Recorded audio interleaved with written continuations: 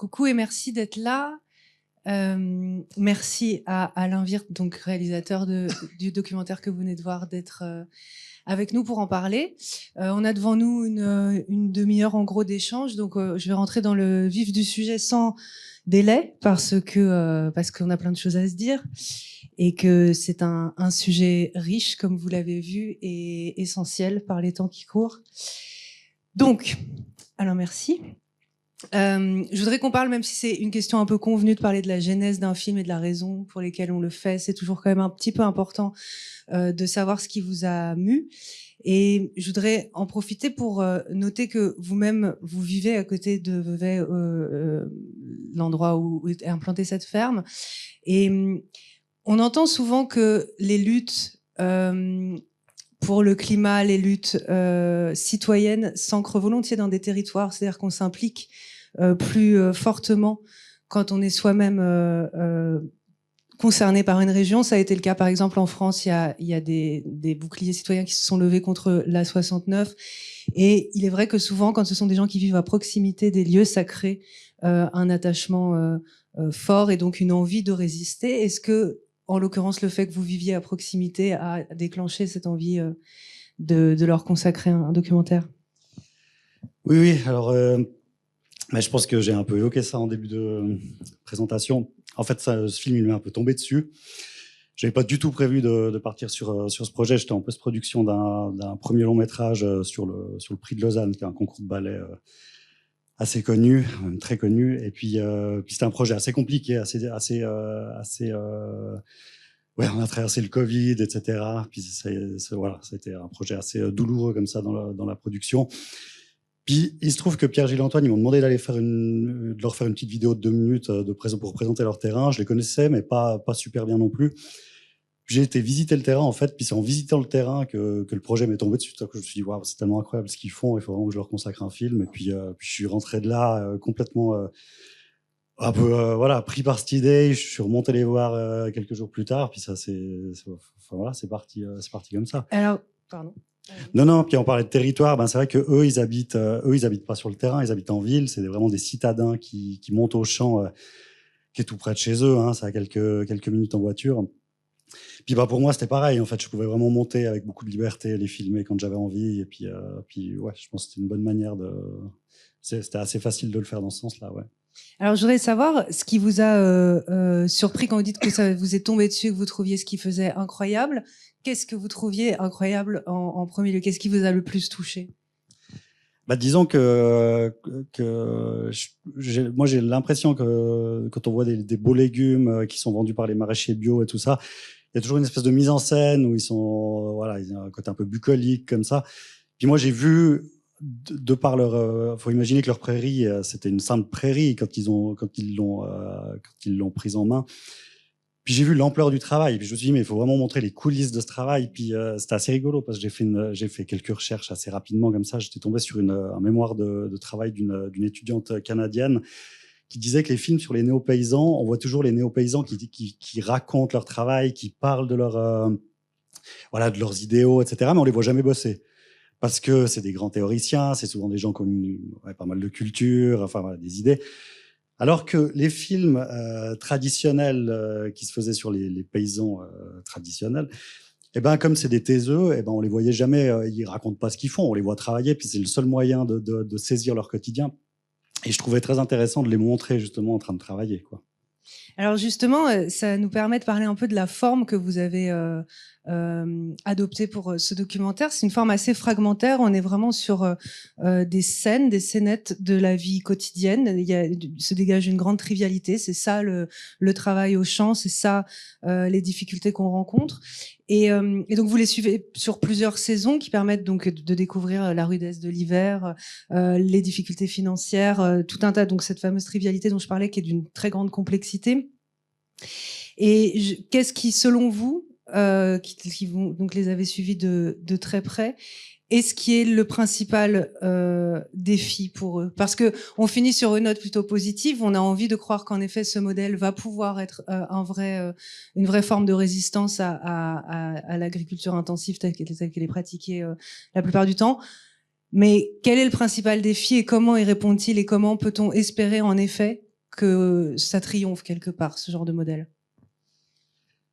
Je pense que la grosse difficulté, c'est qu'ils puissent s'insérer dans un système capitaliste et qui, voilà, vivre dans le monde tel qu'il est, mais en sortant un peu du système. Parce que c'est vrai qu'en Suisse, enfin, je sais pas trop comment ça se passe ici, mais en Suisse, toute l'agriculture est subventionnée. Et puis eux, ils sont complètement en dehors des mailles du filet parce que les subventions des agriculteurs, ça dépend du nombre de bêtes qu'on a sur le terrain puis de la taille du terrain. Alors eux, c'est sûr qu'en exploitant 2,5 hectares, dont 1 hectare de forêt, de toute façon, ils sont en dehors des clous. Donc, ils doivent trouver comment tenir leurs valeurs et leurs lignes tout en sortant un salaire, en payant les gens. C'est vraiment la grosse difficulté. C'est pareil en France, au cas où vous ne le sauriez pas. Les subventions sont dépendantes, malheureusement, de la taille des exploitations. Et donc, c'est pourquoi l'agriculture la plus agressive et la plus massive sur des très grosses surfaces est celle qui l'emporte, puisque c'est celle qui récupère le plus de subventions. Et qu'en effet, les micro-fermes, elles, ont toute leur bonne volonté et leurs yeux pour pleurer. Donc, et leur sourire aussi, parce qu'on en voit beaucoup. Mais donc, sur la forme, je voulais vous interroger aussi sur la façon dont vous avez écrit ce documentaire, parce que en plus c'est assez peu connu du public, je pense, la façon dont on écrit un documentaire. Autant de la fiction, on se doute que voilà, on écrit un scénario avant de passer au tournage. Là, on est vraiment, comme vous le disiez, dans quelque chose qui évoque un peu l'immédiateté, c'est-à-dire on est vraiment projeté, comme je le disais avant, dans leur quotidien. Comment vous avez écrit? Quelle est la part d'imprévu quand on écrit un documentaire, et comment est-ce qu'on défend une idée qui en principe préexiste? Et est-ce qu'on est soi-même surpris de l'avoir déviée de sa trajectoire? Comment ça s'est passé? Moi, j'ai pas écrit de documentaire. En fait, j'avais une idée, comme je vous ai dit, l'idée elle m'est tombée dessus. Donc ça a été très vite parce que ça c'était fin de l'été 2022. Je leur ai proposé le projet 2-3 jours plus tard. Ils m'ont dit qu'ils étaient partants. J'aurais dit, bon, on va quand même faire 2-3 tests, puis voir comment on se sent, puis réfléchissez, parce que ça va être invasif, je vais être là avec vous. Je vais passer, je vais venir chaque semaine. Les bons jours, ce sera super, mais les mauvais jours, ce sera moins super. Donc, réfléchissez de votre côté. Alors, je suis remonté quelques jours plus tard, je les ai filmés, puis en fait, juste pour voir voilà, comment on se sentait, puis c'était super, ça s'est vraiment très très bien passé. Ils étaient très à l'aise, ils fanfaronnaient pas, ils étaient pas du tout timides non plus.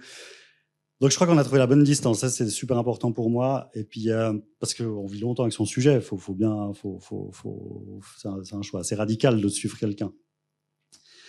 Donc ça c'était une chose, et puis après, ce jour-là en fait il s'est passé quand même un événement, c'est que Pierre-Gilles m'a dit il y a une petite camionnette de chantier qui est passée ce jour-là. Pierre-Gilles m'a dit mais l'année prochaine ils vont complètement bloquer la route, il y aura des travaux, etc.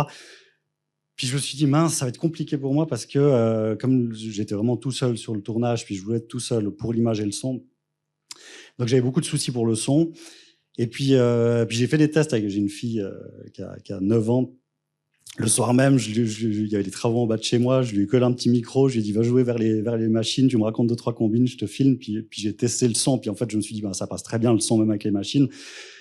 Puis à partir de là, je me suis dit ces travaux en fait ils vont être utiles dans la narration, et puis j'ai vite compris que ça allait être important. Oui, ça l'est parce que c'est un vrai fil rouge et c'est comme une espèce de menace un peu qui ne dit pas trop son nom mais qui s'approche de plus en plus. Donc en effet, c'est un enjeu dramatique. Oui, j'ai vite pensé que ça allait être un petit peu le monde extérieur qui vient sur leur terrain, qui semble un petit peu retiré de tout. Donc en gros, mon scénario c'est ça, c'est l'idée, c'était de les suivre pendant 1 an. Donc je leur ai demandé comment ça se passait leur année, les cultures, un petit peu qui m'expliquent tout ça. Je savais que j'avais ces travaux qui allaient intervenir, et puis c'est tout. Puis par contre, j'avais une immense liberté. Moi, c'est un film que j'ai produit moi, donc j'avais aucun compte à rendre.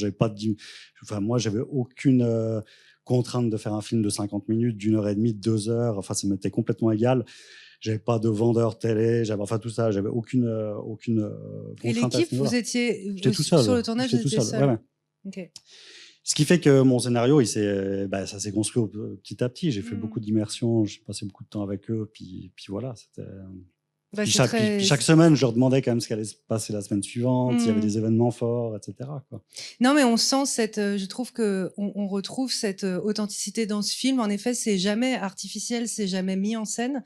Et c'est pour ça que je parlais de trivialité, mais dans le sens le plus noble du terme. C'est-à-dire qu'on approche vraiment la quintessence du travail paysan, sans affaîtrie et avec beaucoup de réalisme. Et c'est très intéressant. Et du coup, est-ce que vous cherchiez j'imagine, à vous faire un peu oublier? Comment on la pose où, la caméra, justement, pour pas ingérer? Après, bon, d'abord, pour rebondir juste sur sur ce genre de mise en scène, ils étaient de toute façon indirigeables. Et puis c'était aussi une des conditions de départ. Moi, quand j'aurais proposé le truc, ils m'ont dit OK, mais il y a un truc, c'est qu'on veut voir le montage puis valider qu'on soit OK avec les scènes, etc. Ce qui était OK pour moi. Puis l'autre chose, ils m'ont dit, tu nous fais pas refaire des trucs, nous on travaille comme des fous, donc si t'as raté la prise quand je porte la caisse, ben voilà, tu te débrouilles, quoi. Donc ça m'allait très bien, en fait. Et puis je pense que le fait d'avoir ce rapport de confiance, justement, aussi d'avoir ce droit de regard à la fin, de valider, ça n'a pas été un problème non plus, hein. Mais ça a aussi créé une confiance, puis ils étaient complètement eux-mêmes, donc vous pouvez imaginer en voyant en voyant le montage. Et la bonne distance, après, ça s'acquiert un peu au fur et à mesure. C'est de savoir quand on pose la caméra, quand on s'arrête, quand on tient, quand on... La caméra, elle est fixe, elle est à l'épaule. Non, je suis un peu en mode, ninja, quoi. Ah, ok, ouais. Ok, c'est physique comme tournage. Ouais, c'est physique, okay. Ouais. D'accord. J'ai un monopode souvent, puis okay. Ça demande beaucoup d'anticipation. Ah oui, il faut anticiper. Au tournage, tout le temps. Mais anticiper quoi? Bah, tout ce qu'il faut filmer, parce qu'il travaille tellement vite qu'il faut toujours réfléchir à changer régulièrement d'axe, voir ce qui va se passer, puis enfin voilà, comme je pouvais pas leur faire refaire, ben je dois observer ce qui se passe, et puis ça, ouais, tout va très vite. Ouais. Alors il y a un truc affreux qui le rappelle et qui est assez central dans un documentaire que certainement vous avez vu. Si vous l'avez pas vu, il faut absolument le voir, qui s'appelle Solutions locales pour un désordre global de Colline Serrault, qui est la question des semences. Donc ils reviennent là-dessus en expliquant que eux, ils produisent donc des semences paysannes qui leur permet de les replanter les saisons suivantes, contrairement aux semences conventionnelles qui désormais sont du one shot, enfin de l'usage unique, comme un bic jetable, ce qui est complètement aberrant, mais ce qui est le modèle en vigueur aujourd'hui, qui évidemment est très intéressant économiquement et est une aberration pour ceux qui les travaillent. Je parle de ça parce que pour moi, ça symbolise particulièrement l'aberration, le non-sens du système néocapitaliste actuel. On finit le film sur l'idée que leur travail à eux doit s'inscrire dans un changement de système beaucoup plus global. Je voudrais vous entendre sur la question de l'art dans tout ça, la question du cinéma. Il y a des gens donc qui résistent, ils en font partie, vous leur avez donné la parole, vous avez mis la lumière sur eux. Comment vous voyez ça? Comment vous voyez le travail du cinéaste, qu'il s'agisse de documentaire ou de fiction d'ailleurs? Quel est parce qu'en plus le festival Atmosphère est particulièrement un bon endroit pour parler de ça. Quel est le rôle des artistes dans ce monde qui a désespérément besoin de muter? Bah, c'est une grosse question, hein. Moi j'ai fait le choix par exemple de me lancer dans ce projet sans financement, enfin voilà, en suivant cette idée-là, puis c'est aussi une forme d'engagement, de résistance. Après, moi je suis souvent un peu déçu, je dois dire, quand je vais voir des pièces, je trouve souvent que c'est un peu faible, qu'il n'y a pas de propos, qu'il y a beaucoup de récupération, je sais pas, l'autre jour j'étais voir une pièce dans un festival de poésie, les textes c'était je mets mes habits à la machine à laver, des trucs comme ça, je me dis, mais c'est un peu misérable. Parce que vous lavez pas vos habits, vous. Qu'est-ce qui vous a choqué? Ça m'a choqué que ces gens, ils aient un paquet de subventions, puis je sais pas, je trouve que c'est pauvre, quoi, puis clair, je trouve que ça mérite quand même d'être engagé, qu'il y a tellement de choses à faire, tellement de choses à défendre, tellement de paroles à donner. C'est vrai que c'est surprenant. Moi, je trouve ça fou qu'on continue d'écrire Je comprends très bien que l'espèce humaine est très tourmentée, on a besoin de traiter de nos tourments dans l'art, c'est cathartique, ça nous fait du bien. Mais je suis quand même très surprise de voir combien encore on passe de temps et on grille de vidéos ou de pages à parler d'atermoiement, d'une rupture ou je sais pas quoi. Je me dis, les mecs, il y a 2-3 trucs à régler. Et encore une fois, je pense que c'est important. Et je dis pas qu'il faut arrêter de traiter ces sujets-là. Mais il y a un tel degré d'urgence que je trouve toujours surprenant en tant que romancière moi-même, que si peu de gens, finalement, comme vous venez de le dire, qu'on se permette encore, en gros, de parler de choses qui sont pas vitales dans un monde où il y en a qui le sont vraiment et où l'art devrait être un accélérateur. Parce qu'on sait très bien que le cinéma change les perspectives. Il a rendu la cigarette cool, par exemple. c'était cool de fumer parce qu'on voyait les acteurs fumer. Et donc, je pense que les représentations dans l'art peuvent avoir des impacts considérables si on commence à mettre en scène des futurs désirables. Je me fais une auto-transition avec la question qui suit. Sur la question du futur, parce que vous avez intitulé votre documentaire Le goût des choses, et je trouve ça intéressant parce que c'est vrai qu'au-delà du fait que ces paysans qui travaillent la terre de manière vertueuse, qui font en sorte qu'elle ne devienne pas infertile, etc., et qu'on n'attrape pas des cancers en mangeant le fruit, font aussi une nourriture particulièrement savoureuse. Et donc il y a des séquences en effet qui en attestent, avec cette jeune restauratrice très très à cheval sur le goût des choses justement. Et donc je voulais que vous nous disiez un mot du choix de ce titre, parce que je trouve que c'est aussi une façon de parler justement de futur désirable, c'est-à-dire l'écologie n'est pas une punition, c'est aussi une façon de, en l'occurrence, mieux manger, et donc d'être plus dans la jouissance finalement qu'en mangeant des tomates qui n'ont pas de goût. Bah en fait, le titre, c'est toujours un truc assez intéressant. Mais je crois qu'Antoine et Pierre-Gilles, eux, ils le disent eux-mêmes, ils défendent pas aucun prosélytisme, ils veulent convaincre personne de ce qu'ils font. Ils adorent ce qu'ils font. Ils ont vraiment un immense plaisir, et puis ils sont créatifs, et puis voilà, le cheval, c'est super, ça les éclate, déplacer la serre, enfin, il y a vraiment un plaisir comme ça. Donc le goût des choses, c'est aussi ça, c'est le plaisir de faire ça. Et puis voilà, ils sont toujours en train de goûter, ils découvrent des variétés. Moi, je dis toujours qu'ils ont 200 variétés de légumes et de fruits et de légumes, mais c'est faux. Cette année, ils avaient je crois qu'ils avaient une centaine de variétés de tomates. Donc voilà, c'est incroyable. Il y a des chefs qui viennent. Pierre-Gilles, il était cuisinier. Donc il y a vraiment ce plaisir qui passe par le partage du goût. Et puis oui, je trouvais ça un peu plus poétique que le coût des choses. C'est sûr. Même si ça y fait presque référence.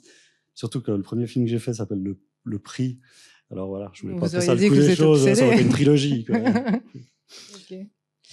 Et j'étais pas certaine au début que les gens qu'on voyait au champ étaient payés, parce que je trouvais qu'il y avait comme une espèce d'ambiance très solidaire. On avait l'impression que les gens venaient prêter main forte, comme certaines associations l'organisent un peu partout en France. On propose à des urbains de venir prêter main forte à des paysans ponctuellement. Et en échange de quoi, ils apprennent à faire pousser des trucs, et puis ils mangent bien, et puis c'est sympa. Et je me demandais si c'était pas ça qui était à l'œuvre, parce que je trouvais que ça avait l'air d'être une franche camaraderie, ça sentait pas le labeur pénible. Mais en fait, ils insistent beaucoup sur le fait qu'ils payent les gens. Donc en fait, ces gens qu'on voit travailler au champ, souvent des femmes d'ailleurs, ce sont des salariés, enfin pas des salariés, mais ce sont des gens qui sont payés. Oui, alors maintenant ils ont 4 salariés, 4 filles qui bossent avec eux. Et puis quand il y a des grands travaux, genre quand ils ont terrassé, tout ça, ils font toujours appel un peu aux copains qui viennent leur donner un coup de main pour un peu les. Alors donc ils ont pas mal de copains qui viennent de temps en temps, mais ils disent toujours, c'est les femmes qui viennent, qui bossent, les mecs qui viennent de temps en temps. Et puis enfin voilà.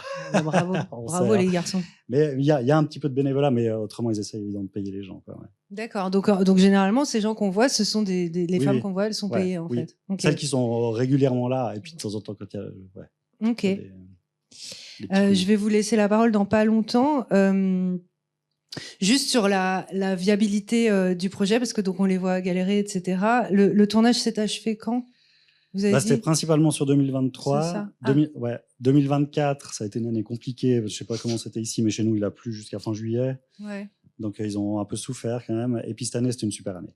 Ok. Donc maintenant, ils ont un peu trouvé. Il faut dire que quand le film s'est achevé, c'était un petit peu la fin du montage de leur infrastructure. Et, le gros œuvre entre guillemets était fait.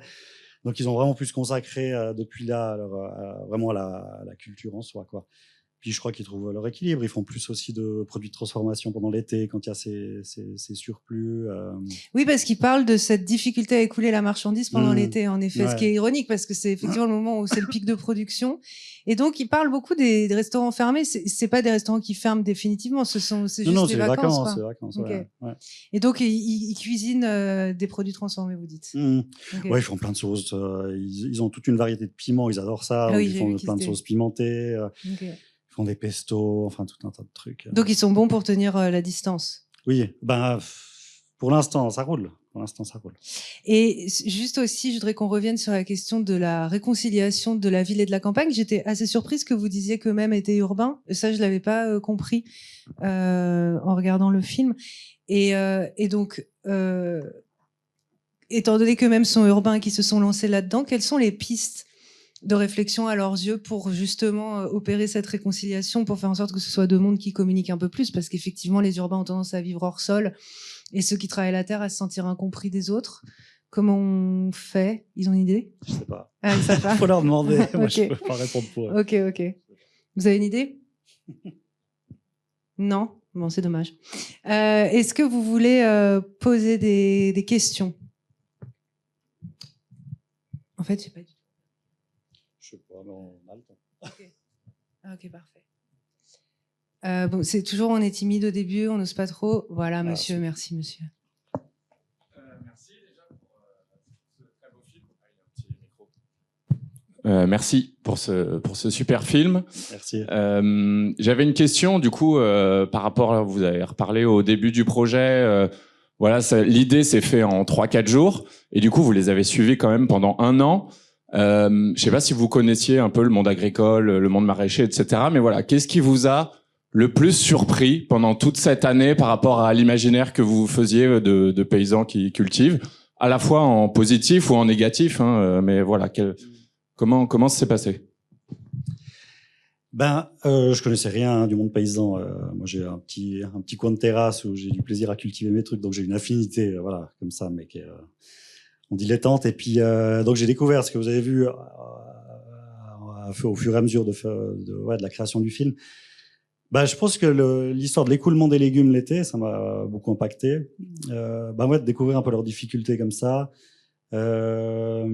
Ça m'a quand même fait prendre conscience que mon billet de 50 €, si je le donne à la grande distribution, je pense en Suisse, on a deux grands distributeurs qui font 32 milliards de chiffre d'affaires annuel, qui mangent tout. Si je leur donne à eux, ce billet, il a pas la même valeur que si je le donne au maraîcher du coin ou à l'épicier du coin. Enfin voilà, je pense que c'est plutôt un peu ces prises de conscience-là de me dire que nous, en tant que consommateurs, on a un rôle à jouer aussi, quoi. Et puis de les voir travailler, c'était assez impressionnant parce qu'ils travaillent très très très très vite et beaucoup, et avec beaucoup de plaisir aussi. Donc je crois que c'était assez riche pour tout ça, quoi.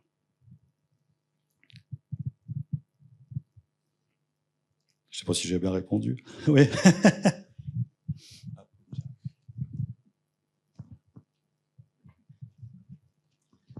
Il faut courir ici, hein. Oui, apparemment, les deux cultivateurs que vous avez filmés ont démarré après une carrière dans un autre métier. Donc, est-ce que vous pourriez nous en parler un petit peu? Et donc, à la fin du film, il faisait le bilan des 4 premières années. Qu'est-ce que ça implique? Quel est leur point de vue? Apparemment, ils ont envie de continuer, mais quand on n'a pas été soi-même agriculteur et qu'on se met à travailler physiquement, comme c'est le cas, est-ce qu'ils ressentent la fatigue physique, les courbatures, les rhumatismes qui arrivent? Au bout de 4 ans, c'est peut-être encore court, mais voilà, est-ce qu'ils ont un retour sur cet aspect-là?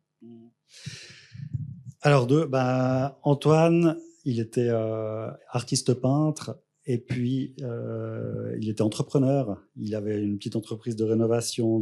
Il faisait des chantiers, il faisait de la rénovation. Il travaillait beaucoup à la chaux. Il était déjà assez créatif comme ça. Donc, c'est lui qui sait vraiment tout faire sur le terrain. Puis lui, il dit qu'il souffre beaucoup moins au champ, pour répondre à la deuxième question, que quand il était sur les chantiers.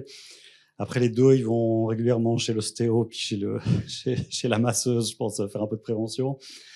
Et puis Pierre Gilles, lui, il a une carrière, il était cuisinier. Il est né dans une cuisine, vu que ses parents étaient cuisiniers. Il a un peu suivi le chemin de ses parents, puis tout à coup, il s'est rendu compte à 19 ans, comme ça, que c'était peut-être pas vraiment son choix. Puis, enfin, voilà. Du coup, il est parti étudier les relations internationales à l'université. Et après, il a bossé dans des ONG, beaucoup sur les droits, sur les rapports Nord-Sud et tout ça. Puis en fait, les deux, ils ont eu un déclic un peu en même temps. Enfin, c'est un peu la conjonction de deux choses. C'est que Antoine, il a eu 3 potagers, et puis Pierre Gilles a aussi un potager d'ailleurs, avant de se lancer après pour Bonjour. Et puis, ils faisaient toujours des plantons, puis ils se retrouvaient toujours avec une quantité de plantons qui était bien au-delà de ce qu'ils utilisaient. Et puis, un jour, ils se sont dit, on pourrait vendre, faire un petit marché aux plantons, juste comme ça, pour les écouler. Puis, en fait, ça a complètement cartonné. Puis, ils ont refait ça l'année suivante, puis rebelote, ça a vraiment complètement, ça les a dépassés. Et là, ils se sont dit, on pourrait en fait vivre de ça, on pourrait vraiment se lancer là-dedans. Et puis, au même moment, en fait, ils ont eu les deux, ils sont devenus les deux papas. Puis je crois que ça a été un déclic super fort pour eux, où ils se sont dit, maintenant, il faut arrêter de faire la transition en regardant des documentaires, mais faut s'y mettre, quoi. Mais alors, du coup, ils ont des femmes? Oui. Non, ils sont pas, c'est pas un couple. Non, c'est pas la question. Non, mais s'ils sont devenus papas chacun de leur côté, souvent il y a des femmes qui portent les enfants. Et du coup, on ne les voit pas parce que c'est aussi une affaire de famille, quoi. Je pense quand on reprend une exploitation comme ça, ça engage un peu tout le monde parce que c'est très difficile. Donc elles sont où sont les femmes, j'ai envie de dire? Oui, c'est une bonne question. En fait, c'est un choix qui s'est fait un peu au fur et à mesure du tournage. Eux, ils vivent en ville, ils sont toujours au champ. Puis c'est vrai que moi, quand j'ai commencé le projet, moi, je connais bien une des filles, c'est une super copine à ma fille. J'avais un peu l'idée que de temps en temps, les enfants montraient, que leurs copines viendraient aussi, leurs femmes, etc. Mais en fait, ça s'est pas fait. Ça s'est pas fait naturellement parce que, enfin voilà, leurs femmes travaillent, les enfants sont à l'école, etc. Donc elles travaillent sur autre chose, elles sont pas impliquées dans la ferme. Non, il y en a une qui est comédienne, l'autre qui est prof. Okay. Et puis du coup, c'est vrai qu'une fois, j'aurais dit, mais est-ce que je pourrais venir peut-être un matin, vous filmer chez vous, quand vous préparez les gamines, ou bien le soir pour faire les devoirs, enfin voir un petit peu. J'ai senti un peu de réticence, mais ils auraient joué le jeu, hein, mais j'ai quand même senti un peu de moyen.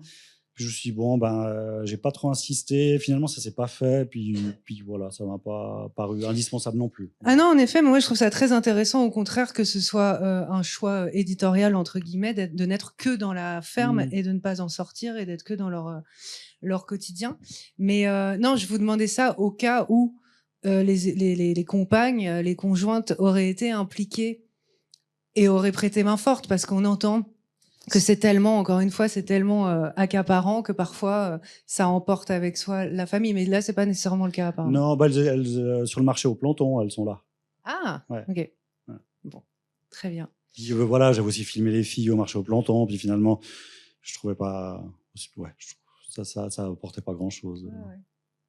Non, mais pour le coup, enfin, vous confirmez que c'est quand même un choix de rester uniquement dans la ferme, parce que c'est un autre sujet en fait, la vie en dehors de la ferme. Je trouve ça intéressant d'avoir décidé de ne filmer que le quotidien à la ferme. Parce qu'ils vivent pas là. C'est vraiment deux mondes. Il y a vraiment le monde à la ville, puis le monde au champ. Ouais. Et la ville, c'est quoi? C'est Vevey. Vevey, oui. Ok. C'est combien d'habitants? 20 000. Ok, une petite ville. Enfin, je me rends pas compte, je suis nulle en chiffres. Oui, c'est une petite petit. Okay. C'est petit, mais c'est chouette. Mais j'en doute pas, ça a l'air, il y a des montagnes, il y a de l'air frais. Et un lac, c'est au bord du lac Léman, donc. Il y a Nestlé, si ça vous intéresse. Il y a Nestlé, des gens... J'habite à l'avenue de Nestlé, moi-même. Waouh, c'est magnifique. Ils ont pas donné de sous pour le film. Ah, c'est étonnant. C'est bizarre. Mais pour l'anecdote, la commune sur laquelle Pierre-Gilles et Antoine ont leur terrain, parce que c'est pas Vevey, c'est la commune du dessus, m'ont pas donné de sous non plus. Ah tiens, pourquoi? Je sais pas. C'est pas une commune, ils sont pas très à gauche. Ah là là, c'est terrible. Il y a de moins en moins de gens qui le sont. Et dites-moi, du coup, oui, ça vaut quand même le coup, je pense, de dire un mot des enjeux économiques pour produire un film. Voilà, on parle quand même d'un documentaire d'1h30, c'est pas rien. Bon, c'est beaucoup de votre temps. J'imagine que ça, vous en avez fait votre affaire et c'est un investissement personnel et c'est un risque, etc. Mais quand on touche pas de sous de la commune, etc., est-ce que il y a des subventions? Est-ce qu'il y en a eu ailleurs? Est-ce que ça peut être entièrement autofinancé? Et surtout, pas surtout, mais comment vous voyez la suite? Comment ensuite on fait en sorte qu'il y ait des canaux de diffusion? Parce qu'on sait très bien que plus on touche des sous en amont, plus ensuite il y a des diffuseurs. Enfin, c'est plus facile de raccrocher les wagons. Là, ça se passe comment du coup? Bon, ça a été un peu en deux étapes. C'est que vraiment par choix, moi je voulais être complètement libre sur ce projet, donc je me suis pas du tout inquiété d'avoir un producteur. Et je voulais pas. D'ailleurs, j'ai quand même tâté le terrain après quelques semaines de tournage. Je vais voir mon ancien producteur pour lui proposer le projet. Puis il m'a dit, ah ouais, on pourrait faire un film à impact ou un truc pour la télé et tout ça. Je suis ressorti de là, j'ai dit, ah, jamais de la vie. Ah, vous vouliez pas avoir d'impact? Non, mais je voulais pas faire. Moi, je voulais pas avoir une voix off. Je voulais pas qu'on prenne les gens par la main. Je voulais qu'on découvre le monde. Mais c'est quoi un film à impact? Ça existe comme terme? Genre, on dit ça, je pense qu'un film à impact, c'est qu'on explique par A plus B ce qu'il faut qu'on comprenne. Puis moi, je préférais que les gens comprennent ce qu'ils voulaient bien comprendre. Donc voilà. Donc ça, c'était un peu le choix de le faire comme ça. Mais évidemment que je savais qu'en bout de tournage, j'allais être confronté à des problèmes de production, étant donné que je voulais travailler avec un monteur, avec un musicien, qu'il faudra mixer le film, etc. Donc j'ai fait des recherches de fond pendant cette période-là. Et puis j'ai un peu, la commune d'où j'habite m'a soutenu. J'ai trouvé des fondations, des choses comme ça. Et puis finalement, j'ai fait un crowdfunding. Ça, c'était super. J'ai vraiment eu des gens qui ont répondu présent. J'ai trouvé quelque chose comme 25 000 euros avec ça. Des gens que je connaissais pas qui ont mis genre 3 000 euros. Wow, c'était incroyable. Ouais, incroyable. Donc ça, c'était très porteur aussi. Et puis, ouais. Puis voilà, faut accepter que c'est une économie un petit peu plus serrée. Puis après, j'ai eu beaucoup de coups de main. Je sais pas, le musicien qui a fait la musique, qu'un de mes amis, il m'a dit, je te fais la musique même s'il n'y a pas d'argent. Le graphiste m'a offert l'affiche. Enfin, tout à coup, ça a aussi rassemblé enfin, je pense que quand on a peu, on rassemble d'autres forces. Et puis c'est aussi, c'était aussi très très encourageant, quoi. Mais après, ça c'est viable sur un film. C'est pas, c'est quand même fatigant. Et puis ouais, faut quand même trouver d'autres modèles de production, je pense. Ouais. Non, bien sûr, mais c'est quand même chouette de se dire que quand on propose un film à impact, et je dis ça pas comme un gros mot où on a pris le spectateur par la main, mais je veux dire un film qui a un peu une ambition philosophique, politique, quelque chose qui fasse un petit peu éventuellement tressauter les consciences ou qui excite un peu l'imagination, ça agrège des volontés autour, c'est-à-dire peut-être c'est aussi de ça que vous avez bénéficié, c'est-à-dire d'une envie commune de faire un truc même s'il n'y a pas les sous depuis les canaux traditionnels, de faire en sorte que ça existe parce qu'on considère que c'est important. C'est plutôt bon signe. Non, puis pour revenir sur l'impact, je veux quand même préciser, mais c'est vrai que le producteur que j'étais allé voir, lui, enfin les producteurs, ils sont tenus de sortir, je sais pas combien de dizaines de milliers de francs, d'euros chaque mois pour payer les salaires, les locaux, etc. Donc eux, quand on leur propose un projet, ils voient tout de suite comment financer, à qui vendre. Il faut vendre à la télévision, il faut faire un 52 minutes, il faut faire une série, il faut faire un film à impact. C'était vraiment comment vendre au maximum pour avoir des sous. C'est pas, il y a rien de mal. Mais ça veut dire que ça renferme le projet dans une manière de faire. Et puis c'est exactement ce que je voulais pas. Je peux parler d'un autre exemple. Par exemple, moi, j'ai décidé de chapitrer le film avec ces noirs qui sont brutaux, etc. Si j'avais eu un producteur ou si la télé était rentrée en amont, je suis pas sûr qu'on m'aurait laissé. Puis voilà, moi, j'avais envie de faire comme je voulais. Puis donc c'est voilà, pour le prix de la liberté. Pour compléter, ouais, bah oui. Est-ce qu'on a d'autres questions? Oui. Attendez, il y a un micro qui arrive. Donc, votre film, vous le projetez là aujourd'hui, très bien, merci. Et maintenant, vous avez d'autres endroits où vous allez le projeter ou comment vous allez... Eh bien, je cherche un distributeur en France. Il y a quelqu'un dans la salle, je suis partant. Non, mais je viens de faire une tournée. À part ça, le film a été projeté en première en janvier passé au Festival de Soleure, qui est un bon festival en Suisse.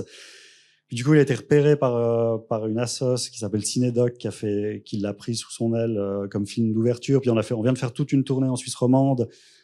Là, il sortira aussi en Suisse allemande et au Tessin, donc en Suisse italienne. On a beaucoup de langues en Suisse. En novembre.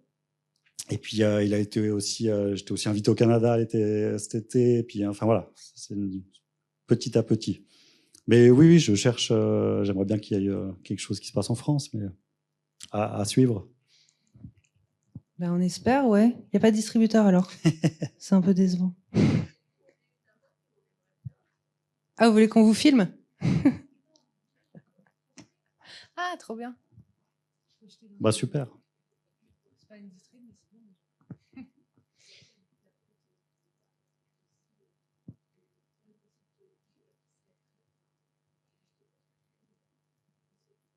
Mmh. Ben, on parle tout à l'heure, mais c'est bien. Merci. D'autres questions? Non, vous avez tout compris? Non, monsieur n'a pas tout compris. Une question de monsieur. J'ai juste une petite question dans le documentaire, là, on voit du coup la route qui se fait avec les ouvriers. Et c'est vrai ça montre un peu la fracture entre ces deux mondes. Et on s'attend à un dénouement, positif ou négatif. Mais moi, je m'attendais évidemment positif. On voit à un moment l'ouvrier qui rentre là un petit peu dans la roulotte pour demander une tomate, etc. Mais du coup, j'ai compris que c'était la première fois et qu'ils s'étaient pas, ils déjeunaient pas ensemble forcément tous les vendredis. Je me questionnais du coup parce que je reste un petit peu sur ma faim sur finalement est-ce que la fracture elle est restée ou est-ce qu'il y a eu quelque chose un espoir. Non, mais enfin je crois que moi ce qui m'intéressait dans cette sorte de route, c'était de montrer, enfin quand j'ai réfléchi un peu à ce film en termes de concept ou de narration comme ça, je me suis dit que ce qui serait intéressant, c'est de travailler un peu comme la permaculture, c'est-à-dire dans une cohabitation du terrain. Puis je me suis dit, les ouvriers eux doivent cohabiter avec les ouvriers, ils doivent cohabiter avec les voisins, ils doivent cohabiter avec les gens qui passent, qui peuvent plus passer parce qu'il y a la route qui est bloquée, avec la bergère qui passe de temps en temps, etc. Puis je voyais plutôt ça comme un écosystème. Et puis ces travaux, comme je disais tout à l'heure, je trouvais que c'était une bonne manière de montrer que le monde extérieur existe. Après, eux, ils étaient aussi contents que d'avoir un nouveau trottoir qui donne accès aux cultures. Les ouvriers, ils s'entendaient. Enfin, vous avez vu, ils venaient quand même. Mais oui, il y a pas d'épiphanie. Ils sont pas. Il y a pas plus que ça, mais pour moi, ça suffit. Mais ils ne se sont pas entretués.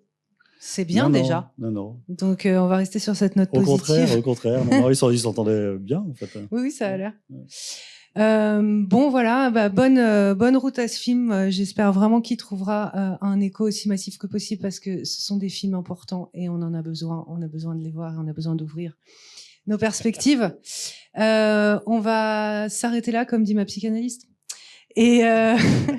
Et merci d'avoir été là et bonne fin de journée.